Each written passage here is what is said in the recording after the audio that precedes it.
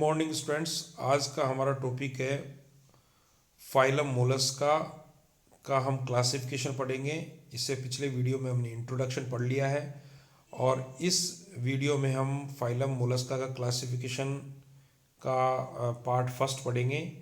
देखिए, phylum Mollusca के वर्गीकरण की बात समझते हैं। देखिए, मोलस्क प्राणियों में पाई जाने वाली सममिति के अनुसार तथा उनके भोजन, कवच, प्रवार यानी मेंटल, गिल्स या क्लोम या तंत्रिका तंत्र, नर्वस सिस्टम, पेशियां, मसल्स और रेडुला के लक्षणों के आधार पर उन्हें 6 वर्गों में विभाजित किया गया है। वर्ग फर्स्ट, जिसको हम मोनोप्लेकोफोरा कहते हैं, इसका जो है ग्रीक भाषा में मोनोस का अर्थ होता है वन यानी अर्थात एक, और प्लेक्स का अर्थ होता है प्लेट, और फेरेन का मतलब होता है बियरिंग या धारक, अर्थात एक प्लेट धारक प्राणी कहलाते हैं। इनके जो है लक्षण देखिए, शरीर इनमें द्विपार्श्व सम्मित होता है तथा एक गुंबद रूपी प्रावार या मेंटल पाई जाती है।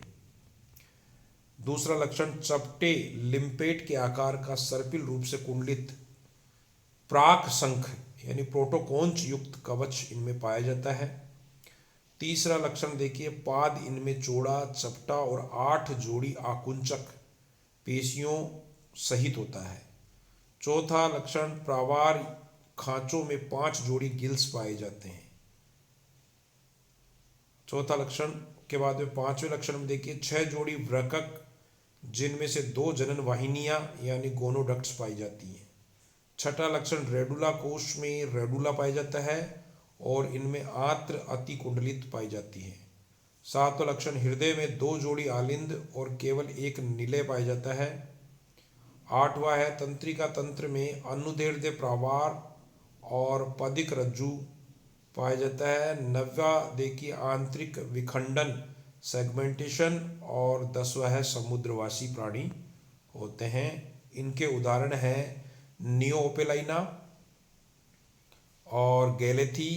नियोपेलाइना, गैलेथी इसका उदाहरण है।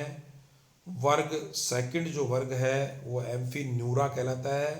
ग्रीक भाषा में एम्फी का अर्थ होता है बोथ अर्थात दोनों, और न्यूरोन यानी नर्व यानी तंत्रिका, अर्थात दोनों तंत्रिकाओं युक्त प्राणी एम्फीन्यूरा कहलाता है। जिसमें पहला लक्षण देखिए, शरीर इनमें बड़ा होता है परंतु इनका सिर यानी हेड पार्ट बहुत ही रिड्यूस्ड या समानित होता है। दूसरा लक्षण, इनमें रेडुला प्रेजेंट होता है। तीसरा, इनमें कवच 8 पृष्ठीय प्लेटों या कंटिकाओं के समान होता है। चौथा लक्षण है, पाद इनमें अधरीय होता है, बड़ा और चपटा तथा पेशीय होता है। पांचवा लक्षण, मुख के चारों ओर एक गुच्छित तंत्रिका वलय नर्व रिंग, जिनमें 2 जोड़ी परस्पर जुड़े हुए तंत्रिका रज्जु या नर्व कोड पाए जाते हैं। छठा लक्षण है, बाह्य निषेचन इनमें देखने को मिलता है और ट्रोकोफोर लार्वा इनमें पाया जाता है, इसलिए जो है परिवर्धन इनमें अप्रत्यक्ष होता है। सातवां लक्षण है, ये समुद्रवासी हैं। इसके अंदर उपवर्ग देखिए एप्लेकोफोरा। पहला लक्षण, इसमें शरीर कृमि के समान, जिनमें केवल एक प्रावार या मेंटल उपस्थित होता है परंतु इनमें कवच और पाद का अभाव होता है। दूसरा, क्यूटिकल में धसी कैल्शियम कंटिका इनमें पाई जाती है।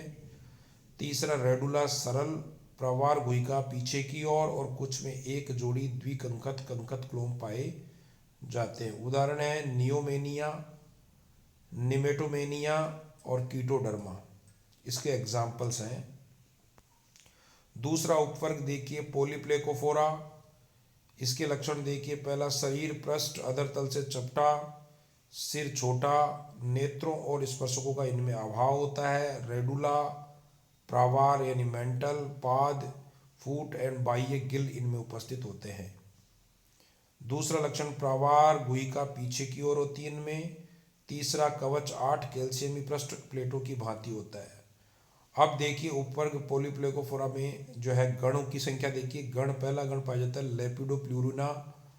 लेपिडोप्लूरिना, इसका लक्षण देखिए, कवच की कपाटियों में निवेशन प्लेटों का इनमें अभाव होता है। दूसरा, कंकत क्लोमों की संख्या इनमें बहुत ही न्यून और पिछली ओर होती है। उदाहरण है लेपिडोप्लूरस। दूसरा गण है काइटोनिडा। पहला लक्षण इसमें कवच की कपाट या निवेशन प्लेट सहित होती है। दूसरा, गिल प्रावार खांच की संपूर्ण लंबाई में फैले हुए होते हैं। इसका एग्जाम्पल है कीटोप्ल्यूरा, काइटन और स्नोकाइटन। तीसरा वर्ग है स्केफोपोडा, जिसका ग्रीक भाषा में स्केफा अर्थात बोट यानी नौका और पोडोज यानी फूट, इनमें नौकाकार पाद पाए जाते हैं। पहला लक्षण हाथी दांत या रद कवची, इनको टस्क सेल्स भी कहते हैं। दूसरा, शरीर एक नली आकार के कवच के अंदर बंद होता है और कवच दोनों सिरों पर खुला हुआ होता है। तीसरा लक्षण, सिर का अभाव इनमें देखने को मिलता है। स्पर्शक युक्त मुख पाया जाता है और नेत्रों का अभाव होता है। चौथा, पाद शंकु आकार के होते हैं, इनमें रेडुला उपस्थित होता है और गिलों का अभाव होता है। पांचवा लक्षण, युग्मित वृक्क होते हैं, जनन ग्रंथि केवल एक पाई जाती है। छठा, एक लिंगाश्रयी होते हैं, लार्वा ट्रोकोफोर इनमें पाया जाता है। सातवां है, ये समुद्रवासी होते हैं और इनके उदाहरण है डेंटेलियम, कैडुलस और पल्सेलम। अगला वर्ग है गैस्ट्रोपोडा, जिसका ग्रीक भाषा में गैस्टर यानी होता है बेली, बेली यानी उदर या पेट, पोडोज यानी फूट या पात। तो इनमें जो है लक्षण देखिए गैस्ट्रोपोडा के, संघ गैस्ट्रोपोडा में वर्ग गैस्ट्रोपोडा में घोंगे, स्नेल्स एंड स्लग्स आते हैं।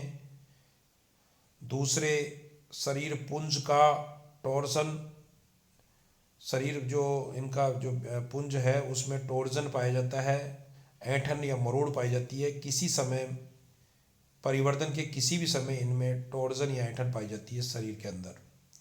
तीसरा लक्षण, नेत्रों एवं स्पर्शकों से युक्त सुविकसित सिर होता है, रेडुला इनमें प्रेजेंट होता है।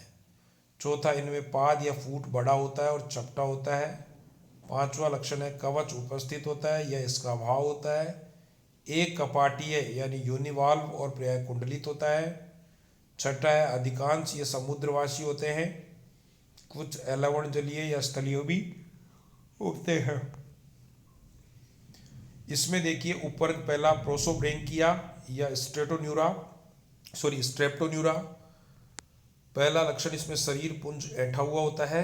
दूसरा, सिर पर केवल एक जोड़ी स्पर्शक पाए जाते हैं। तीसरा लक्षण, कवच पाद के ऊपर लगे एक प्राच्छद द्वारा बंद होते हैं। चौथा, प्रावार गुहिका में हृदय से आगे स्थित दो कंकत क्लोम पाए जाते हैं। पांचवा, तंत्रिका तंत्र वलित तंत्रिकीय स्ट्रेप्टोन्यूरस, जिसमें पार्श्व अंतरंग संयोजक जो है 8 के अंक के समान ऐंठे हुए होते हैं। छठा, इनमें लिंग पृथक पृथक होते हैं, जनन ग्रंथि केवल एक पाई जाती है, लार्वा इनमें ट्रोकोफोर या वेलिजर पाया जाता है। सातवां लक्षण, ये समुद्रवासी होते हैं या फिर स्वच्छ जलवासी या फिर स्थलीय प्राणी होते हैं। इसमें देखिए गण, पहला गण है आर्कियो गैस्ट्रोपोडा, या इसको एस्पिडोब्रेंकिया भी कहते हैं। पहला लक्षण, एक या दो द्विकंकती कंकत क्लोम पाए जाते हैं। दूसरा, दो वृक्क और हृदय में दो आलिंद होते हैं। तीसरा, कवच पर्याय कुंडलित होता है। चौथा, तंत्रिका तंत्र सघन नहीं, पदिक रज्जु इनमें उपस्थित होते हैं। पांचवा लक्षण, जनन उत्पाद दाहिनी वृक्क द्वारा बाहर निकलते हैं। इसके उदाहरण है फिसुरेला या चाबी छिद्र लिम्पेट, पटेला या लिम्पेट, ट्रोकस या शीर्ष कवच, एकमाइया, मीजोगैस्ट्रोपोडा या पैक्टिनी ब्रेंकिया, एक आलिंद, एक वृक्क और एक कंकत क्लोम। दूसरा, साइफन हृदयावरण एवं शिश्न उपस्थित, विकसित जलैक्षिका इनमें पाई जाती है। तंत्रिका तंत्र में इनमें पदिक रज्जुओं का अभाव होता है, निषेचन इनमें आंतरिक होता है, लार्वा इनमें पर्याय मुक्त प्लावी वेलिजर होता है और अधिकतर ये समुद्रवासी होते हैं, केवल कुछ ही जंतु इसके स्वच्छ जलीय होते हैं। उदाहरण है पाइला या सेवाब घोंगा, एप्पल स्नेल या पाइला, साइप्रिया या कोडी, लिटोराइना या पेरीविंकल, कैप्री डूला या स्लीपर कवच, नेटिका या सितारा कवच, स्टार सेल। अगला गण है नियोगैस्ट्रोपोडा या स्टेनोग्लोसा। पहला लक्षण इसमें देखिए कवच में छोटी या बड़ी साइफन नाल पाई जाती है। दूसरा, तंत्रिका तंत्र सघन होता है। तीसरा, जलैक्षिका बड़ी होती है। चौथा, मुक्त जीवी संपीड़ित वेलिजर लार्वा इनमें पाया जाता है। इसके उदाहरण है बक्सीनम या वहल, म्यूरेक्स, नेसेरियम, नेसेरियस, ओलिवा, मैगिलस, मेलेंजिना इत्यादि। Thank you.